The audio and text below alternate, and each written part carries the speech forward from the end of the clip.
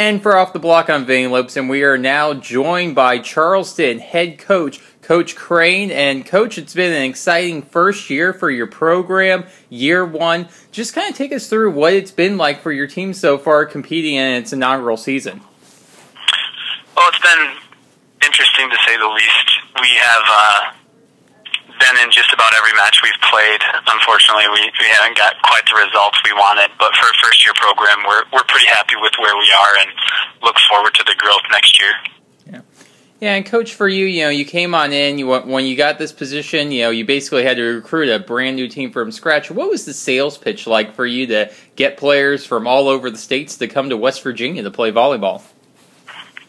Well, we have a athletic department that supports our program, our men's volleyball program specifically, as well as every program here at the University of Charleston, better than just about any college I've been to. This is my third collegiate coaching job, and by far the most support that we've received from the president to the athletic director to the community. Right. Yeah, and kind of going off that, when you're recruiting players, what's kind of the sales pitch that they give them when you talk about the program that you're wanting to build there? Well, the first thing I sell them on is the culture here at the school. We have, every coach will tell you this, that we have a family environment. And, for us here, we can kind of show that. We have many couples that actually both work here, whether it's a wife in admissions and a husband in athletics, or a wife working at the library and a husband in athletics, or a wife working in athletics and a husband working on financial aid. They do a very good job of making sure that we promote the family culture here on campus. So. Yeah. And Coach, kind of looking at this season for you as a whole, going into year one, I guess I have to ask, what was really your biggest goal that you wanted to hit, at the end of the season, and how close are you guys to obtaining that goal? Our biggest goal was to have a productive season where we can feel like we were in every match, and then at the end of the year, oddly, every coach wants to be about 500 or better. Realistically, we knew that probably wasn't going to be the case this year because of the level of competition we were playing. But we were hoping that our play this year would help us solidify a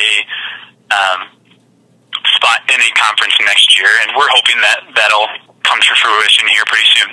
Yeah, and kind of building off that a little bit, talking about, a possible conference. I know that there has been some talk about possibly the EIVA looking for a member. Have you guys been in any discussions with that conference yet, or is that something that you can't reveal right now? Well, we've looked into multiple conference affiliations. We don't have confirmation one way or another from any conference whether we've been accepted, but we are hoping to hear back from the conferences we've reached out to, and hopefully it'll happen before our season is over so that we can announce to all of our recruits where we're going to be. Yeah. And, kind of just going on, just how exciting is it right now, for this program? Year one, looking at a conference, just is there kind of a level of excitement just among the community with you guys being so new? There is. To actually compound that, though, we're just embarking on a new endeavor here. We're building a brand new gymnasium. We were just able to secure the funds for that. So on top of the new program, we're able to build a new facility for basketball and volleyball. And our athletic department has also added women's lacrosse. So a ton of really nice things going on here at the University of Charleston as far as the athletic department goes. And I think even next year there'll be more announcements, which will be a lot of fun as well. Yeah. And I do want, before we let you go, I do want to ask you about a couple of your players, especially on the outside. Moxie and Santos have seemingly been putting up some good numbers for you this season. Can you just talk a little bit about their development on your all-freshman team? Yeah, Rajal Moxie, he's actually a right side for us. He's an opposite. And he's doing a great job. He came from the Bahamas, and he's really kind of found his stride within our offense. So, a real leader on the court for us as far as his work ethic and what he demands out of the other freshmen. So we like having him on the court, obviously.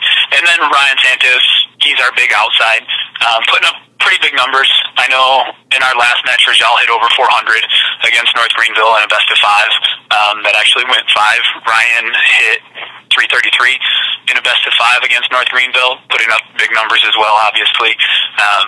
They're both doing a great job. I'd say Ryan's best attribute is his passing, and the fact that he can terminate a ball just helps. So Yeah, and final question for you, Coach, and we'll let you go on this. You kind of look at the matches you have remaining, some good opponents, but is there any one match in particular towards the end of the season that you're most excited about, or your players are most excited about? Well, the players get excited about every home match for sure.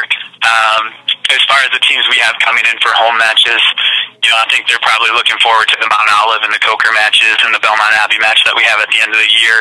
Me personally, I look forward to the Alderson Broadus match. I started the program at Alderson Broadus, so every kid on that team right now is a kid that I recruited, with the exception of an outside that came in this year. So obviously I want to win that match, and them going into the NCAA next year is huge for the NCAA, but kind of lights a fire under me for that one match. Yeah, well, and just to go off that a little bit, do you think that this could be the new rivalry we're seeing in college men's volleyball, these two programs, especially with both of you being from West Virginia? I'm sure there'll be a little bit of rivalry since I've been at both places.